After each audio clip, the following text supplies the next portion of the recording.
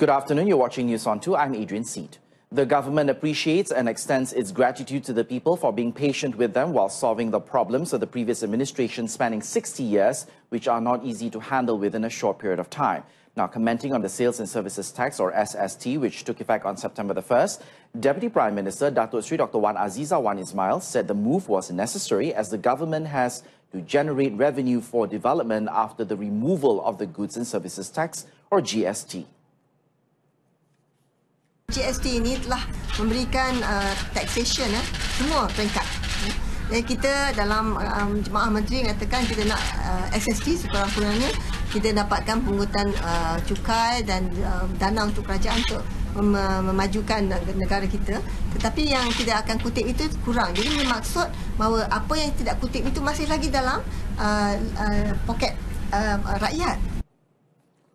Datuk Sri Dr. Wan Azizah also said if there were any problems related to SST, the public can contact the relevant ministries for clarification or lodge complaints of any wrongdoings related to the SST.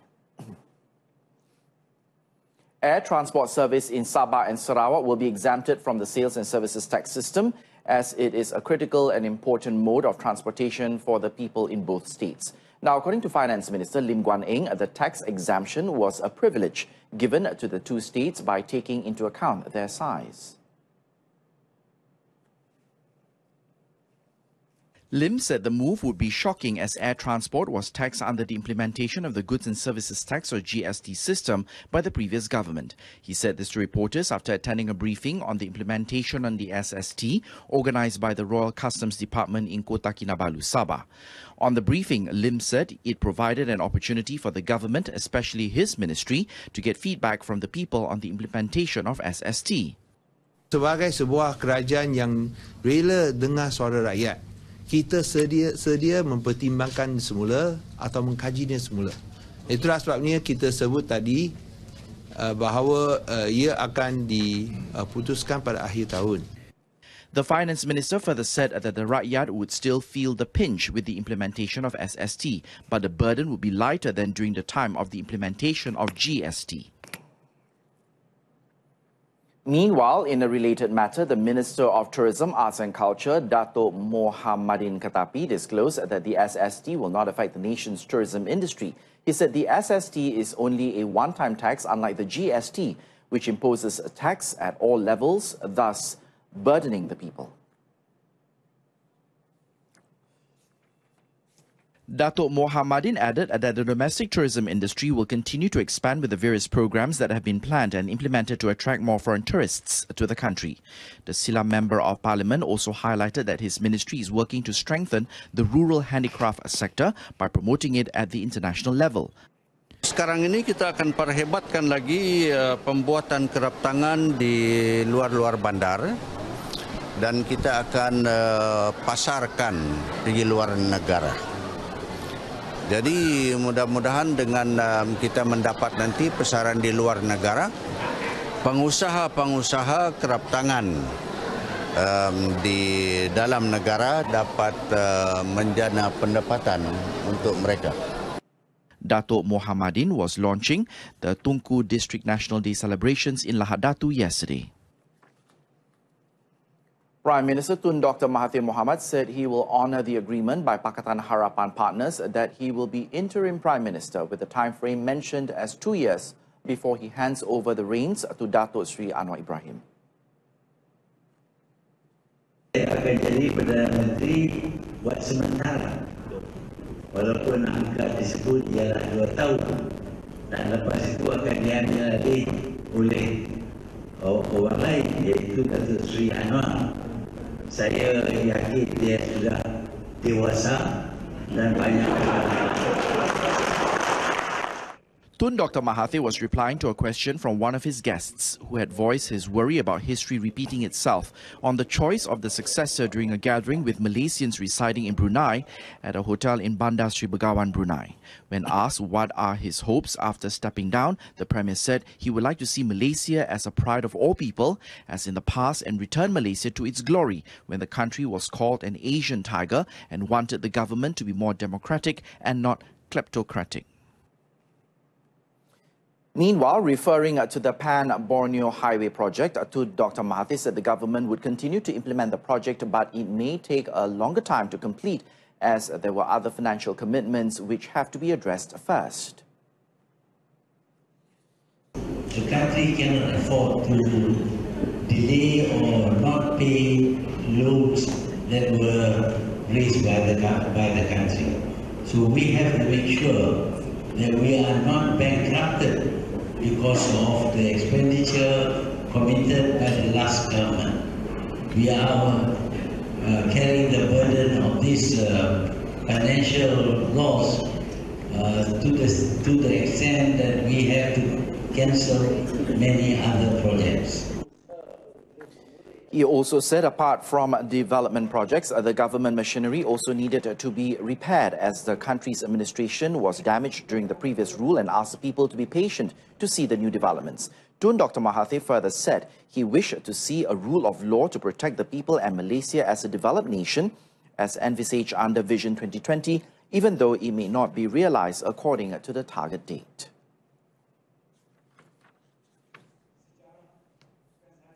On another note, Tun Dr. Mahathir dismissed accusations that he is an ultra-Malay, saying it was no different from other labels hurled against him, like Maha Firaun, Maha Zalim and the like, which he said were political fodder his opponents were fond of.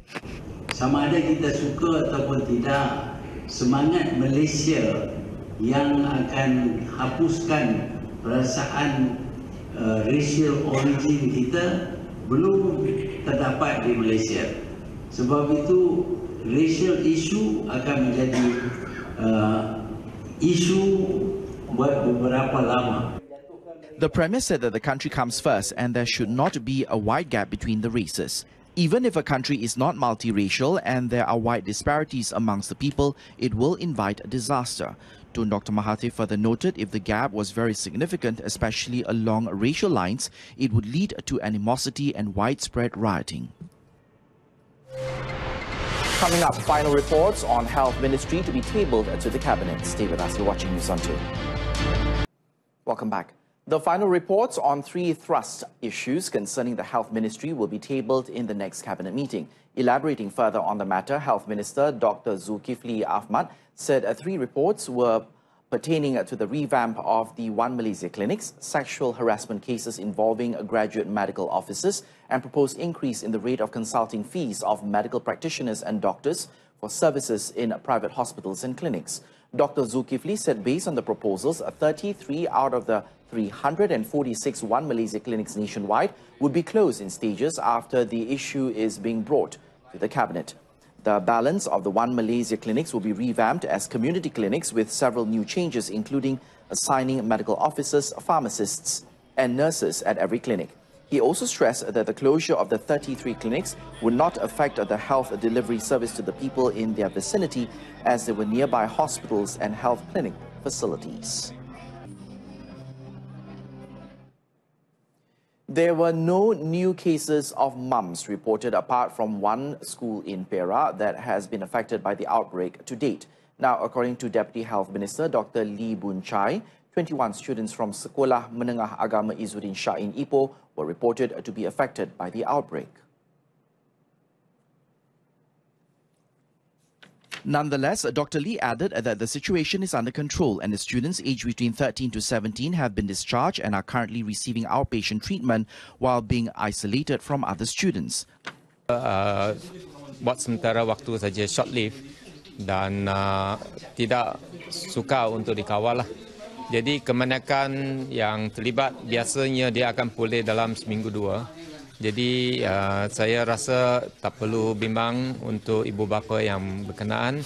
Cuma mereka yang terkena mums tu perlu rehat lah. Last Wednesday, 21 male students of Sekolah Menengah Agama Izzuddin Shah were reported to be having mumps and were given outpatient treatments. In other news, 2 Tafiz Centre teachers were detained by police for alleged abuse of an 8-year-old boy in Jalan Tok Sirah, Kuantan, Pahang. In a viral video clip, the female teacher was seen pulling the boy's private parts before she threatened to cut it with a garden hose and shears and set it on fire using a lighter after the victim had allegedly urinated while standing, stolen his friend's food and did not flush the toilet after using it. According to the Kuantan District Police Chief ACP Muhammad Nur Yusuf Ali, the boy's father lodged a police report after he viewed the video clip and realized that the victim in the video was his son. Following the report, the police arrested both suspects aged 43 and 42 to facilitate the investigations. The suspects have been remanded for 2 weeks and the case is being investigated under Section 31, Subsection 1, Subsection A of the Child Act 2001. The victim, who complained of back pain, was then sent to the Tengku Ampuan Afzan Hospital for examination. However, the victim's father did not want the issue to be blown out of proportion, seeing that his son... Back at home, Terengganu FC and Perak have confirmed their slots in the 2018 Malaysia Cup quarterfinals after emerging as the top two teams in Group A following their fifth match last night. Terengganu and Perak shared 10 points in Group A, but the Turtles topped the table with more goals, followed by Felkra FC in third place with 5 points, and Kuala Lumpur took the last spot with 3 points. In a match at Sultan Ismail Nasaruddin Shah Stadium in Kuala Terengganu, the hosts failed to capitalize on their home turf, with Perak winning 2-1. The Turtles, under coach Irfan Bakti Abu Salim, began aggressively, but it was Perak's Gilma da Silva who opened the score in the 20th minute. In the second half, the hosts equalized through Muhammad Ashari Samsudin in the 65th minute, but Gilma was on target again in the 86th minute, much to the charging of the home side. Of News On 2, in our top story, air transport service in Sabah, Sarawak exempted from SST. Join us again at 7 p.m. tonight for more updates on the latest happenings around the world. Thank you for watching. I'm Adrian Sept. Stay tuned to TV2.